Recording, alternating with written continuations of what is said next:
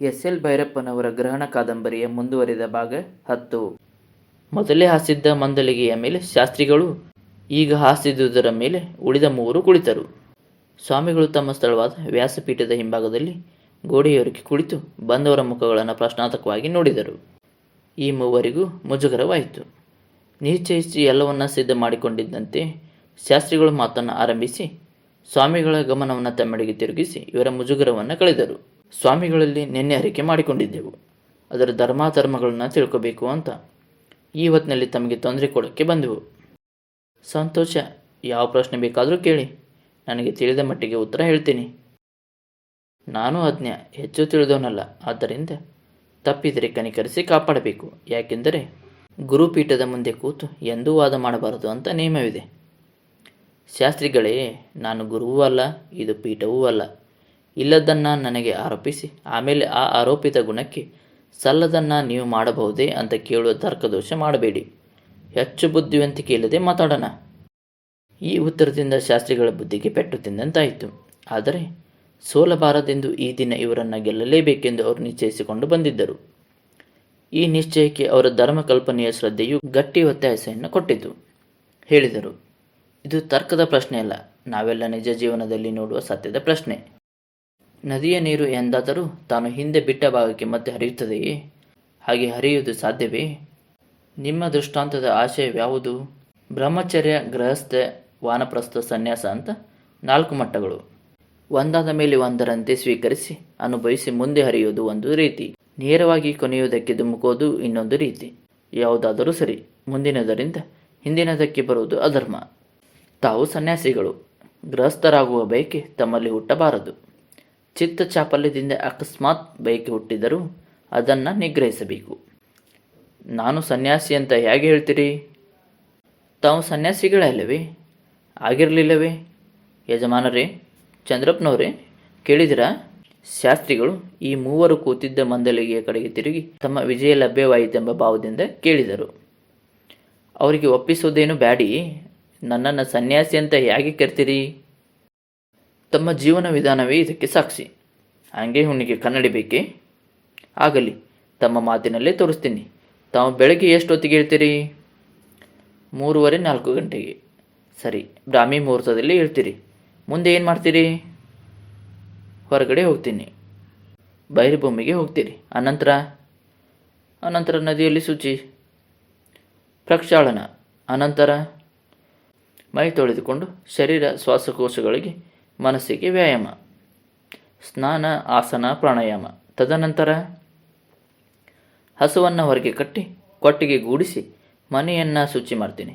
ಹಾಲು ಕರೆದು ಕಾಯಿಸಿ ಕುಡಿದು 2-3 ಗಂಟೆ ತೋಟದಲ್ಲಿ ಕೆಲಸ.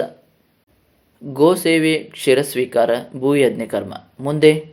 ಮುಂದೆ ಅಡಿಗೆ, ಊಟ, ವಿಶ್ರಾಂತಿ. ಏನಾದರೂ ಓದೋದು ಅಥವಾ ಸಮಿತಿಯವರು ಕೇಳಿದರೆ ಚಂದ ಎತ್ತೋಕೆ ಅಂತ ಯಾವುದಾದ್ರೂ ಹಳಿಗೆ ಹೋಗೋದು ಎಂದು ಹೇಳಿ ಸ್ವಾಮಿಗಳು ತಮ್ಮಲ್ಲಿ ಸಣ್ಣಗೆ ನಕ್ಕರು. ಸ್ವಯಂಪಾಕ, ಸ್ವಾಧ್ಯಾಯ, ಧರ್ಮ ಭಿಕ್ಷಾ, ಪರ್ಯಟನ. ಈಗ ನಿಮ್ಮ ನಿತ್ಯ ಕರ್ಮಗಳನ್ನೇ ನೋಡಿ. ಕೇಳಿ ಚಂದ್ರಪ್ಪನವರೇ, ಪ್ರಿನ್ಸಿಪಾಲರೇ, ಬ್ರಾಹ್ಮಿ ಮುಹೂರ್ತದಲ್ಲಿ ಎದ್ದು ಬೈರ್ಭೂಮಿಗೆ ಹೋಗಿ ಶೌಚಗಳನ್ನು ಮುಗಿಸಿ ಸ್ನಾನ, ಆಸನ, ಪ್ರಾಣಾಯಾಮಗಳನ್ನು ಮಾಡಿ ಗೋ ಸೇವೆ, ಕ್ಷೀರ ಸ್ವೀಕಾರ, ಭೂಯಜ್ಞ ಕರ್ಮ ಮಾಡಿ ಸ್ವಯಂಪಾಕ ವ್ರತವನ್ನು ಪಾಲಿಸಿ ಸ್ವಾಧ್ಯಾಯ, ಧರ್ಮ ಭಿಕ್ಷಾ, ಪರ್ಯಟನೆಗಳಲ್ಲಿ ತಲ್ಲೀನರಾಗಿರುವವರು ಕಾಷಾಯ ವಸ್ತ್ರಧಾರಿಗಳು. ಸನ್ಯಾಸಿ ಅಲ್ಲದೆ ಸಂಸಾರಿಯೇ?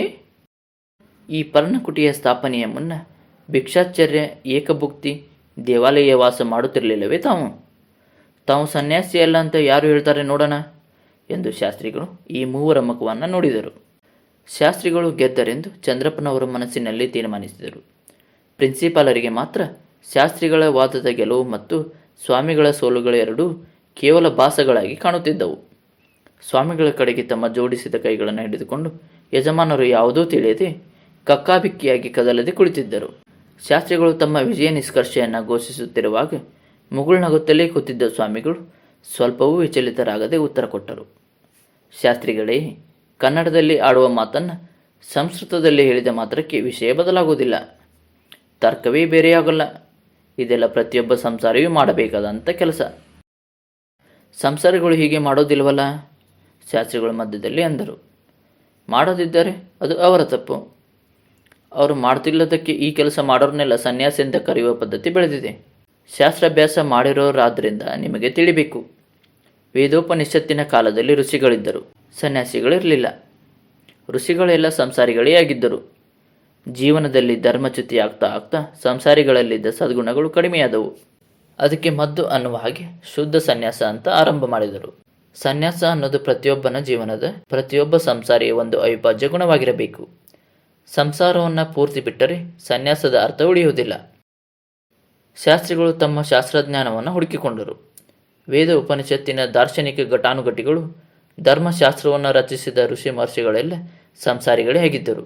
ಆದರೆ ತಾವು ಗೃಹಸ್ಥರಾಗಿದ್ದರೂ ಈ ಮಹರ್ಷಿಗಳ ಗ್ರಂಥಗಳಲ್ಲಿ ಸನ್ಯಾಸ ಲಕ್ಷಣಗಳನ್ನು ನಿಷ್ಕೃಷ್ಟವಾಗಿ ಹೇಳಿದೆಯಲ್ಲ ಎಂಬ ಸಂದೇಹವು ಅವರ ಮನಸ್ಸಿನಲ್ಲಿ ಬಂತು. ಇದರ ಕಾರಣ ಮಾತ್ರ ಉಳಿಯಲಿಲ್ಲ.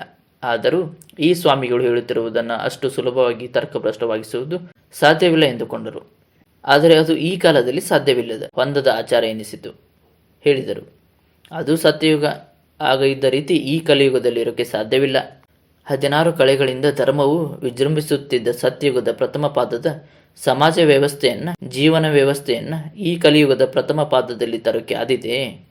ಯುಗ ಬದಲಾವಣೆಯಾಯಿತು ಅಂತ ಆಯಾ ಯುಗ ಧರ್ಮಕ್ಕೆ ಅನುಸಾರವಾಗಿ ಮಹಾತ್ಮರು ಹೊಸ ಹೊಸ ಧರ್ಮ ವ್ಯವಸ್ಥೆ ಮಾಡ್ತಾರೆ. ಮಠ ಮಾನ್ಯಗಳ ಹುಟ್ಟಿದ್ದು ಹಾಗೆಯೇ. ಈಗ ತಾವು ಈ ಮಠದ ಸ್ವಾಮಿಗಳಾಗಿದ್ದೀರೋ ಇಲ್ಲವೋ? ಇಲ್ಲ, ಎಂದಿಗೂ ಆಗಿರಲಿಲ್ಲವೇ? ಹಾಗಾದರೆ ತಮ್ಮ ಹೆಸರೇನು? ಅಪ್ಪಣೆ ಕೊಡಿಸಬೇಕು. ತಮ್ಮ ಹೆಸರೇನು? ಶಾಸ್ತ್ರಿಗಳ ಪ್ರಶ್ನೆಯನ್ನು ಬರೀ ವಾದವೆಂದು ಭಾವಿಸಿದ್ದರೆ ಅದಕ್ಕೆ ತಕ್ಕ ಪ್ರತ್ಯುತ್ತರವನ್ನು ಕೊಟ್ಟು ಮುಗಿಸುವುದು ಕಷ್ಟವಾಗುತ್ತಿರಲಿಲ್ಲ. ಆದರೆ ನನ್ನ ಹೆಸರೇನು ಎಂದು ಸ್ವಾಮಿಗಳು ತಮ್ಮನ್ನೇ ತಾವೇ ಕೇಳಿಕೊಂಡರು. ಬೇರೆ ಯಾವ ಹೆಸರು ಹೊಳೆಯಲಿಲ್ಲ. ಈ ಊರಿಗೆ ಬಂದು ಇಷ್ಟು ವರ್ಷದಿಂದ ತಮಗೆ ಸ್ವಾಮಿ ಎಂಬುದೇ ಅಂಟಿಬಿಟ್ಟಿದೆ. ಇಲ್ಲಿಗೆ ಬಂದು ಸಮಿತಿಯನ್ನು ಸ್ಥಾಪಿಸಿದ ಕೆಲವು ದಿನಗಳಲ್ಲಿ ಜನರೆಲ್ಲ ತಮ್ಮನ್ನು ಸ್ವಾಮಿ ಎಂದು, ಈ ಗುಡಿಸಲನ್ನ ಮಠ ಎಂದು ಕರೆಯಲು ಆರಂಭಿಸಿದ್ದರು. ಕೆಲವರು ಈ ಗುಡಿಸಲಿನ ಹೊಸಲಿಗೆ ಅರಿಶಿನ ಕುಂಕುಮ ಹಚ್ಚಿ ಕಾಯಿ ಹೊಡೆಯಲು ಆರಂಭಿಸಿದರು. ತಮಗೆ ಬೇಡವಾದ, ತಮಗೆ ನಂಬಿಕೆ ಇಲ್ಲದ ಈ ಹೆಸರು ಮತ್ತು ಪದ್ಧತಿಯು ಕೂಡದೆಂದು ಆಗ ತಾವೇ ಜನರಿಗೆ ಹೇಳುವುದುಂಟು. ಆದರೆ ಇದೇ ಶಾಸ್ತ್ರಿಗಳು ತಮ್ಮಲ್ಲಿ ಬಂದು ತಾವು ಹೀಗೆ ಹೆಸರನ್ನು ತಿರಸ್ಕರಿಸಿದರೆ ಯಾರೂ ಒಂದು ಆಣೆ ಕೊಡಲ್ಲ. ತಾವು ಆರಂಭಿಸಿರುವ ಸ್ಕೂಲು, ಈಗ ಆರಂಭಿಸಿರುವ ಅದರ ಕಟ್ಟಡ ಎಲ್ಲ ಇಲ್ಲಿಗೆ ನಿಂತು ಹೋಗುತ್ತೆ. ತಮ್ಮ ಕರ್ಮಯೋಗ ಮಾರ್ಗ ಏನೇ ಇರಲಿ, ತಾವು ಎಲ್ಲೇ ವಾಸಿಸುತ್ತಿರಲಿ, ಹಿಂದಿನ ಹಿಮಗಿರೀಶ್ವರ ಪೀಠಾಧೀಶರ ನಾಮವನ್ನು ಧರಿಸದಿದ್ದರೆ ತಾವು ಕಲ್ಪಿಸಿಕೊಂಡಿರುವ ಯಾವ ಕಲ್ಯಾಣ ಕಾರ್ಯವೂ ಆಗುವುದಿಲ್ಲ ಎಂದರು. ಆಗ ನಾನು ಯಾಕೆ ಸುಮ್ಮನಾದೆ ಎಂದರೆ, ಮೌನದಿಂದ ಈ ಹೆಸರನ್ನು ಒಪ್ಪಿಕೊಂಡೇ. ಈ ಮಠದ ಹಿಂದಿನ ದೃಷ್ಟಿ ಧ್ಯೇಯಗಳು ಏನೇ ಇರಲಿ, ಅದರ ಕರ್ಮಗಳಲ್ಲಿ ನಾನು ಸ್ವಲ್ಪವೂ ಭಾಗಿಯಾಗಿಲ್ಲ. ಅದು ಮತ್ತೆ ಆರಂಭವಾಗಲು ಅವಕಾಶ ಕೊಟ್ಟಿಲ್ಲ. ನಿಜವಾದ ಜನ ಕಲ್ಯಾಣ ಕೆಲಸವೇ ನನ್ನ ದೃಷ್ಟಿಯಾಗಿದೆ.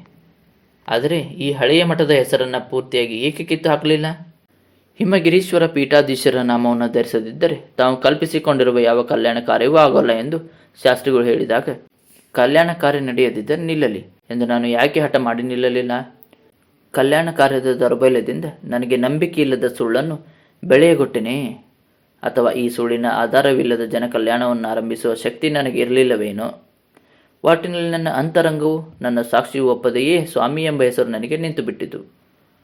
ಬೇರೊಂದು ಹೆಸರಿಗಾಗಿ ನಾನು ಇದುವರೆಗೂ ಯೋಚಿಸಲಿಲ್ಲ. ಈಗ ಶಾಸ್ತ್ರಿಗಳು ಕೇಳುವ ತನಕ ನನ್ನ ಬುದ್ಧಿಯೂ ಆ ಬಗೆಗೆ ಹೊಳೆದೇ ಇರಲಿಲ್ಲ. ನನ್ನ ಹೆಸರೇನು? ಹಿಮಾಲಯಕ್ಕೆ ಹೋಗುವ ಮುನ್ನ ಇದ್ದ ಹೆಸರು ಈಗ ತನ್ನದಾಗುವುದು ಸಾಧ್ಯವಿಲ್ಲ. ಬಾಲ್ಯದ ಆ ವ್ಯಕ್ತಿತ್ವವೇ ಬೇರೆ, ಈಗಿನ ತನ್ನ ವ್ಯಕ್ತಿತ್ವವೇ ಬೇರೆ. ಈಗಿನ ವ್ಯಕ್ತಿತ್ವಕ್ಕೆ ಸೇರಿದ ತನ್ನ ಹೆಸರೇನು? ಸ್ವಾಮಿ ಎಂಬುದು ಪೀಠದ ಬಿರುದು, ಯಾರೊಬ್ಬನ ಸ್ವಂತ ಹೆಸರಲ್ಲ. ಬಿರುದನ್ನು ಸ್ವೀಕರಿಸಿದವನು ಸ್ವಂತ ಹೆಸರನ್ನು ಕಳೆದುಕೊಂಡಂತೆ. ಆದರೆ ನಾನು ಸ್ವಂತ ಹೆಸರನ್ನು ಸಂಪಾದಿಸಿಯೇ ಇಲ್ಲ. ನನ್ನ ಅಂತಃಪುರುಷ ನನ್ನ ಸ್ವಾಮಿ ಎಂಬ ಹೆಸರು ಮುಚ್ಚಿಬಿಟ್ಟಿದೆ. ಈ ಶಾಸ್ತ್ರಿಗಳು, ಸುತ್ತಮುತ್ತಲ ಜನರು ಮತ್ತು ನಾನು ಇದುವರೆಗೂ ಕಟ್ಟಿ ಬೆಳೆಸಿದ ಕಲ್ಯಾಣ ಸಂಸ್ಥೆಗಳು ಸ್ವಾಮಿ ಎಂಬ ಹೆಸರಿನಿಂದ ನಿಜವಾದ ನನ್ನನ್ನು ಮುಚ್ಚಿಹಾಕಿವೆ. ಈ ಹೆಸರನ್ನು ಕಿತ್ತೆಸೆದು ತನ್ನತನದಿಂದ ತಾನು ಕಾಣಿಸಿಕೊಳ್ಳುವುದು ಸಾಧ್ಯವಿಲ್ಲ. ಹಾಗಾದರೆ ಯಾವ ಹೆಸರು ಇಟ್ಟುಕೊಳ್ಳಲಿ? 2 ನಿಮಿಷ ತಡಕಾಡಿದರೂ ಯಾವುದೂ ಉಳಿಯಲಿಲ್ಲ. ರಾಮ, ಕೃಷ್ಣ, ಗೋವಿಂದ, ಶಿವ, ಶಂಕರ, ಅರವಿಂದ ಎಂದು ಹಲವು ಅಂಕಿತ ನಾಮಗಳು ಸರಸರನೆ ಮನಸ್ಸಿಗೆ ಬಂದರೂ ಅವುಗಳಲ್ಲಿ ಯಾವುದನ್ನು ಆ ಕ್ಷಣಕ್ಕೆ ಇದು ನನ್ನದು ಎಂಬ ನಿಕಟ ಭಾವದಿಂದ ವ್ಯಕ್ತಿತ್ವವು ಒಪ್ಪಿಕೊಳ್ಳಲಿಲ್ಲ. ಸ್ವಾಮಿಗಳೇ ತಮ್ಮಿಂದ ಅಪ್ಪಣೆಯಾಗಲಿಲ್ಲ. ಎಷ್ಟೇ ನಮ್ರತೆಯನ್ನು ತೋರ್ಪಡಿಸಿಕೊಂಡರೂ ಶಾಸ್ತ್ರಿಗಳ ಮಾತು ವಿಜಯ ಭಾವವನ್ನು ಧ್ವನಿಸುತ್ತಿತ್ತು. ವಾಸ್ತವವಾಗಿ ತಾವು ಸ್ವಾಮಿಗಳು, ಈ ಮಠಾಧ್ಯಕ್ಷರು.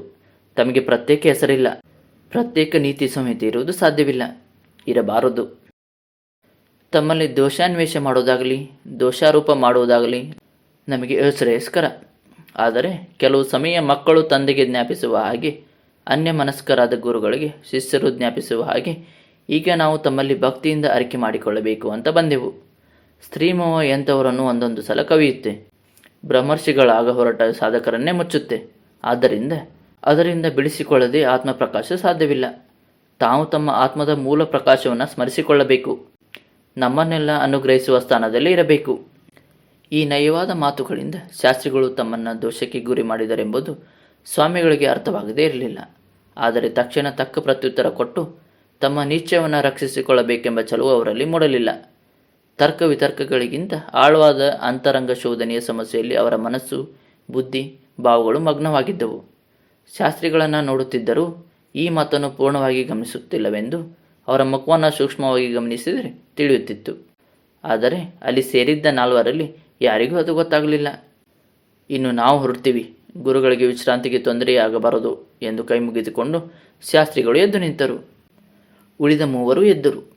ಶಾಸ್ತ್ರಿಗಳು ಇಷ್ಟು ಪರಿಣಾಮಕಾರಿಯಾಗಿ ಮಾತನಾಡಿ ವಿಷಯದ ಆರಂಭ, ಪ್ರತಿಪಾದನೆ ಮತ್ತು ಸಮಾರೋಪವನ್ನು ಇಷ್ಟು ಸಮರ್ಪಕವಾಗಿ ಮಾಡಿರುವಾಗ ಮತ್ತೆ ತಾವು ಅದಕ್ಕೆ ಏನಾದರೂ ಸೇರಿಸಲು ಚಂದ್ರಪ್ಪನವರಿಗೆ ತಿಳಿಯಲಿಲ್ಲ.